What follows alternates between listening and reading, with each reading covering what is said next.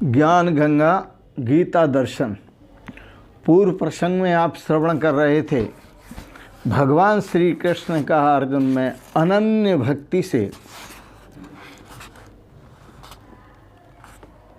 देखने योग्य हूँ। जो मेरी अनन्य भक्ति करते हैं वो मुझे इस प्रकार देख लेते हैं, क्योंकि उनमें श्रद्धा होती है, उनमें प्रेम होता है, वो मेरे अनुरागी हैं, इसलिए वो मेरा साक्षात्कार कर लेते हैं। दूसरी बात भगवान ने कही कि जिनके अंदर पूर्ण श्रद्धा होती है और ज्ञान मार्ग से जाना चाहते हैं, मेरे तक पहुंचना चाहते हैं, वह ज्ञान भी अनन्य भक्ति में परिणित हो जाता है। तो वो तत्व से मेरे स्वरूप को जानकर मेरे स्वरूप में प्रवेश कर जाते हैं। उनके लिए मैं जानने के लिए भी शक्य हूँ, देखने के लिए भी शक्य हूँ और प्रवेश के लिए भी शक्य हूँ।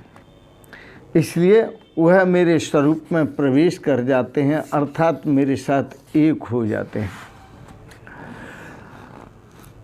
आज के प्रसंग में गीता दर्शन अध्याय 11 श्लोक 55। यह 55वां श्लोक जो है, यह गीता का 11वें अध्याय का अंतिम श्लोक है। इसमें भगवान श्री कृष्ण कहते हैं, बड़ा सुंदर कह रहे हैं, मत कर्म कृन मत परमो मद भक्ता संग वर्जिता निर्वैरः सर्वभूतेषु यस्मामेति पांडव। भगवान श्री कृष्ण कहते हैं मत कर्म कृन, तू जो कर्म करता है अर्जुन वो मेरे लिए कर। मत कर्म, मेरे लिए कर्म कर। और मत कर्म का एक दूसरा भी अर्थ होता है। मत कर्म का अर्थ है मेरे द्वारा जो नियत किए गए, निश्चित किए गए कर्म, उन कर्मों को कर। मत कर्म कृन, उन कर्मों को कर, और मत परमो, उन कर्मों को कर लेकिन मेरे परायण होकर के कर्म कर, मेरे आश्रित होकर के कर्म कर, मेरे स्वरूपस्थ होकर के, मेरे स्वरूप में स्थित होकर के कर्म कर। और कैसे कर? मद भक्ता, तू मेरा भक्त है ना, इसलिए संग वर्जिता, तू संग आसक्ति से रहित हो जा। आसक्ति से रहित हो जा। मत परायण का मतलब है मेरे परायण होकर कर्म कर, अर्थात करण करावनहार आप ही आप।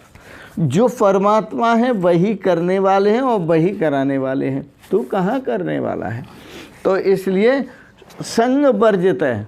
जो कर्म तुम करते हो उस कर्म में आसक्ति से रहित हो जाओ, उसमें किसी प्रकार की तुम्हारी आसक्ति नहीं हो, क्योंकि मेरा जो अनन्य भक्त होता है वो संग से वर्जित होता है, रहित होता है, आसक्ति से रहित होता है। बड़ा सुंदर है। भगवान जो कहते हैं मेरा जो भक्त होता है वो आसक्ति से रहित होता है, संग वर्जित है, निर्वैर है। और मेरा जो भक्त है वो किसी से बैर नहीं करता, किसी से बैर भाव नहीं रखता, किसी से भी। बड़े गजब की बात है।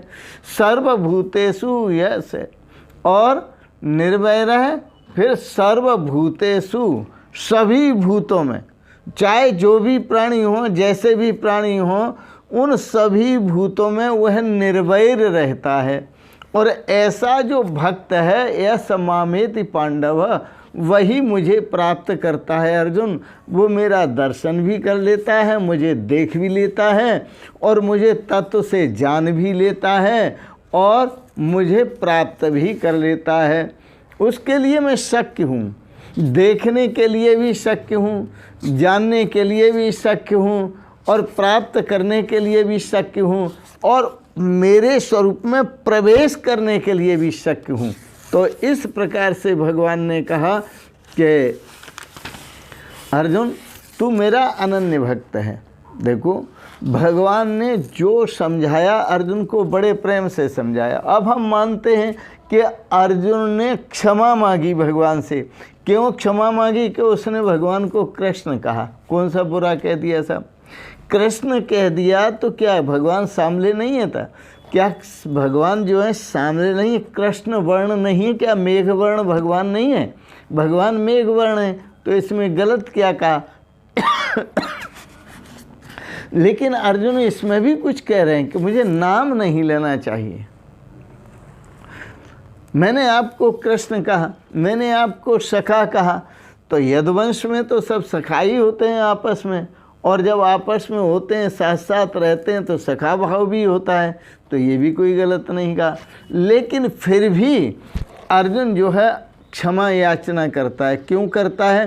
कि अर्जुन अपने आप में त्रुटियों को देख रहा है और देख पा रहा है, तो जो जो त्रुटियां अर्जुन को महसूस होती हैं उसके लिए भगवान से क्षमा करा रहा है। प्रभु इन त्रुटियों को, इन गलतियों को क्षमा करो। चिंतन, भगवान का चिंतन करना, तो भगवान का चिंतन भी बड़ा गजब का है। भगवान का कोई कुल नहीं है, भगवान का कोई गोत्र नहीं है, भगवान कैसे चिंतन है? भगवान के कोई बराबर नहीं है, भगवान के कोई समान भी नहीं है, भगवान से कोई बढ़कर भी नहीं है। तो अचिंत्य स्वरूप भगवान है, जिनका चिंतन अर्जुन कर रहा है, तो समान ही कैसे कोई हो सकता है?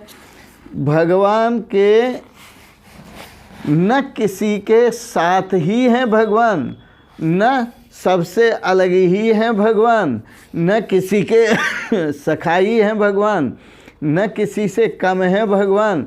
बराबर कोई कैसे हो सकता है? यह तो अचिंत्य स्वरूप है भगवान, अचिंत्य स्वरूप हैं। तो जिसे यह स्वयं दिखा दें, अचिंत्य स्वरूप है भगवान।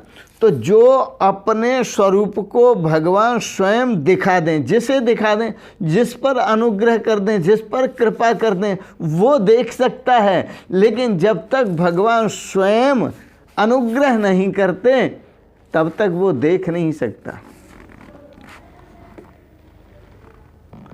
और भगवान के अनुग्रह से ही तुम्हारी कृपा, तुम ही रघुनंदन, जाने भक्त भक्ति उर चंदन। हे प्रभु, आपकी जब कृपा होती है तभी श्रद्धा के साथ भक्त आपको जानते हैं और अपने हृदय में ही आपका दर्शन करते हैं।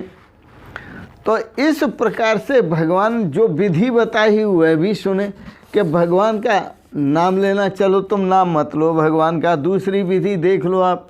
तो भगवान ने अपना नाम लेने के लिए कहीं भी नहीं कहा कि मेरा कृष्ण नाम लो। भगवान ने कहा, आप 8वें अध्याय में देखेंगे तो भगवान ने कहा है, ओम इत्येकाक्षरम ब्रह्म व्याहरन् माम स्मरन्। भगवान कहते हैं कि यदि नाम लेना है तो ओम नाम लो। और ओम नाम कैसे लोगे? ओम अपने आप में अक्षर स्वरूप है, ब्रह्म का वाचक है, ब्रह्म का पर्याय है। तो ओ नाम ब्रह्म का है, अहम नाम आत्मा का है, अपना है। तो अहम, ओ अयम अहम, वह जो परमात्मा है वह मैं ही हूँ। तो ओ अहम स ओम, तो ओ वह परमात्मा मैं हूँ, इसी को ओम कहते हैं। तो यह भगवान ने अपना साधना, अपनी साधना, अपने स्वरूप की साधना प्रत्येक मानव के जीवन में दे दी है। उसको समझना पड़ेगा, वो बिना गुरुओं के समझ में नहीं आती। तो भगवान ने चतुर्भुज रूप दिखाया। अब चतुर्भुज रूप का मतलब क्या है? कि जैसे बाहर है, तो बाहर आपके हाथ हैं, 2 हाथ हैं, उनसे आप चिंतन करते हैं, उनसे आप जो भी कार्य करते हैं तो उनसे करते हैं। लेकिन अंदर से जो प्रेरणा मिलती है, हृदय से जो निर्णय मिलता है, तो वो भी आपके ही हाथ हैं, क्योंकि उनसे निर्णयात्मक कार्य होते हैं। तो भगवान श्री कृष्ण भक्ति के द्वारा कहते हैं, मैं अनन्य भक्ति के द्वारा प्रत्यक्ष होता हूँ। जैसा तूने देखा तत्व से जानने को और प्रवेश करने के लिए भी मैं सुलभ हूँ, क्योंकि जो अनन्य भक्त है वह मेरा अनन्य भक्त अनुराग को प्राप्त है। अनुराग को प्राप्त का मतलब है कि भगवान का अनुसरण करने वाला। अनुराग को प्राप्त का मतलब है, अनु कहते हैं पीछे के लिए। तो भगवान जो जो वाणी बोल रहे हैं, जैसे जैसे बता रहे हैं, जैसे जैसे साधन सिखा रहे हैं, सुना रहे हैं, उस वाणी के अनुसार आचरण करने वाले को अनुराग कहते हैं, अर्थात अनुरागी कहते हैं। तो भगवान इष्ट के सीधे शब्द में जो अपने इष्ट हैं, भगवान हैं, तो उन भगवान के अनुरूप कार्य करने को ही, कार्य करने वाले को ही अनुरागी कहते हैं।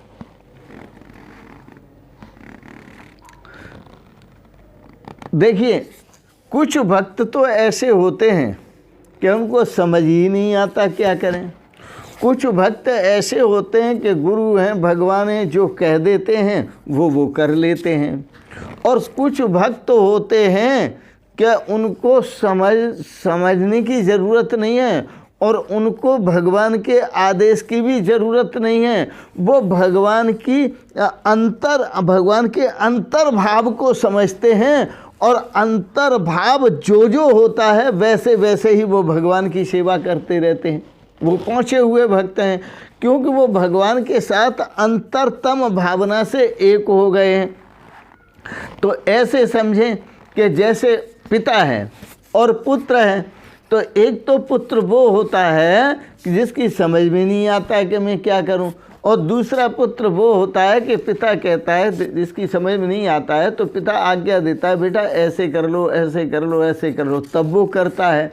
और तीसरा पुत्र ऐसा होता है कि पिता के मन में आया कि ये सेवा करनी है और इस तरह करनी है, तो वो उस भाव को समझ लेता है, तो उस भाव के अनुसार ही वो बरतना शुरू कर देता है। तो एक तो ऐसे होते हैं जिनकी समझ में नहीं आता और पिता आज्ञा दें तो मानते भी नहीं, और दूसरे ऐसे होते हैं जो पिता आज्ञा देते हैं उसका अनुसरण करते हैं, और तीसरे ऐसे होते हैं कि जो भाव पिता के अंदर उठता है कि ये काम पड़ा हुआ है, ये सेवा पड़ी हुई है, या अब संध्या का समय हो गया, अब भजन का समय हो गया, अब ध्यान का समय हो गया, तो वो सोचता है कि पिताजी को कहना न पड़े, मैं अपने आप ही कर लूँ। तो हर सेवा, हर साधना वो अपने आप ही करता है।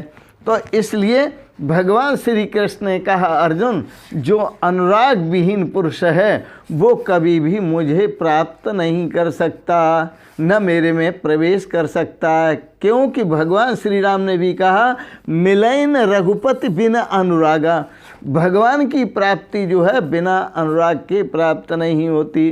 तो इष्ट के अनुरूप आचरण करना ही अनन्य भक्ति है, जो नितांत आवश्यक है।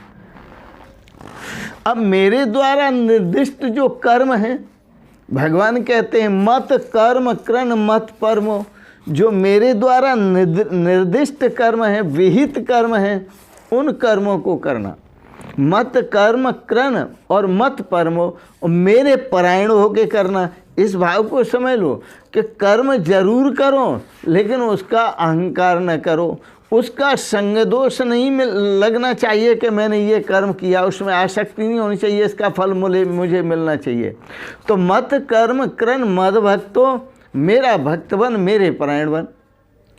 मद्याजी माम नमस्कुरु, और मेरी ही पूजा कर और मुझे ही नमस्कार कर।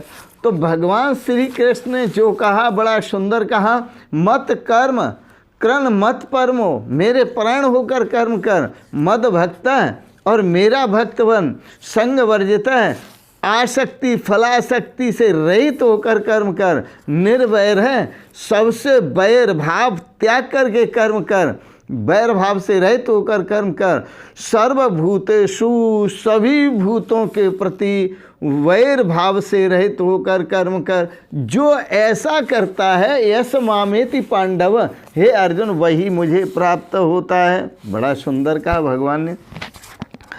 इतना सुंदर और क्या कह सकते हैं। अब आप सोचिए कि निर्वैर सर्वभूतेषु, जब सभी भूतों के प्रति वैर भाव रहित तो होंगे तो महाराज युद्ध कैसा, झगड़ा कैसा, विवाद कैसा, क्योंकि वैर भाव है ही नहीं, तो फिर ये युद्ध कैसे होगा। तो मानसिक संकल्प भी नहीं है, मतलब मानसिक संकल्प भी वैर भाव का नहीं होना चाहिए। मानसिक संकल्प भी सभी भूतों के प्रति किसी प्रकार, चलो ऊपर से व्यवहार आप अच्छा करते हैं, मीठे बोलते हैं, बढ़िया बात कहते हैं, लेकिन भीतर से आप बैर भाव रखते हैं और भीतर से दाव चलते हैं, भीतर से आप षड्यंत्र रचते हैं। तो ये क्या है, ये क्या है, ये आप भगवान के समर्पित नहीं हुए। आपकी भावना दुर्भावना है, आपकी भावना दुर्भावना है कि ऊपर से पाखंड भक्ति का रच रहे हैं, ऊपर से दिखावा भक्ति का रच रहे हैं, लेकिन भीतर आपके अंदर संग दोष भी है, भीतर आपके अंदर राग द्वेष भी है, भीतर आपके अंदर बैर भाव भी है। तो ये सब होते हुए भगवान कहते हैं ऐसा व्यक्ति मुझे प्राप्त नहीं कर सकता। लेकिन जब वो बैर भाव से रहित हो जाता है साधक और आसक्ति से रहित होता है, तो लड़ाई कैसी, कोई झगड़ा नहीं, किसी प्रकार का कोई झगड़ा नहीं रहता, क्योंकि वो समझ लेता है कि ये संसार दुर्जय है और ये संसार है ही नहीं, केवल परमात्मा है। इसलिए वो परमात्मा को प्राप्त करने की और परमात्मा की अनुभूति का ही प्रयास करता है। भगवान श्री कृष्ण ने कहा है असंग शस्त्रेण दृढ़ेन छित्त्वा, जिसमें संग दोष है, जिसमें राग द्वेष है, जिसमें काम क्रोध है, लोभ मोह अहंकार है और जिसमें बैर भाव है, ऐसे संसार रूपी आसक्ति वृक्ष को, संग दोष वृक्ष को तू जड़ से काट दे। किससे काट दे? वैराग्य से काट दे।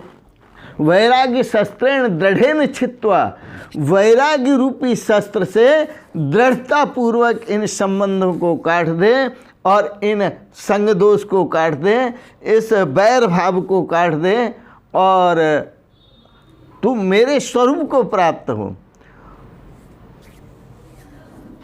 तो असंग शस्त्रेण का, असंग शस्त्रेण, संग दोष कब जाएगा? जब असंग भाव होगा। तो इस प्रकार से भगवान ने भक्ति की भी बात बताई कि भक्ति से भक्त मुझे प्रत्यक्ष देख सकता है साकार रूप में, और ज्ञान के द्वारा भक्त निर्वैर हुआ, आसक्ति से रहित हुआ, संग दोष से रहित हुआ, बिल्कुल निर्मल हृदय हुआ, वो मेरे को देख भी सकता है, सुन भी सकता है, समझ भी सकता है और तत्व से जान भी सकता है और मुझ में तत्व से प्रवेश भी कर सकता है। तो ये भगवान का कथन बड़ा सुंदर है। आए और असंग शस्त्रेण, वैराग्य रूपी शस्त्र के द्वारा हम अपने इस वृक्ष को काटें जो संसार रूपी वृक्ष है, जिसमें नाना प्रकार के विकार भरे हुए हैं, और अपने श्रेय को पूर्ण श्रद्धा के साथ, पूर्ण भक्ति के साथ, पूर्ण प्रेम के साथ हम भगवत स्वरूप को जानें और भगवत स्वरूप को देखें और भगवत स्वरूप में ही प्रवेश करें। इसी में आनंद है, इसी में प्रेम है, इसी में रस है। इन शब्दों के साथ ही यह गीता दर्शन आपने श्रवण किया, आपको अच्छा लगा तो आप इसको सब्सक्राइब करें, लाइक करें, शेयर करें। और यह गीता दर्शन के एकादश स्कंद की पूर्ण आहुति। ओम तत्सत् श्रीमद्भगवद्गीता सुपनिषत्सु ब्रह्म विद्यायां योगशास्त्रे श्री कृष्ण अर्जुन संवादे विश्वरूप दर्शन योगो नामैकादशो अध्यायः। हरये नमः, हरये नमः, हरये नमः। और आप सबको बहुत बहुत बधाइयाँ। इन शब्दों के साथ ही आप सबको सादर प्रणाम करते हुए ओम शिवोहम शिवोहम शिवोहम।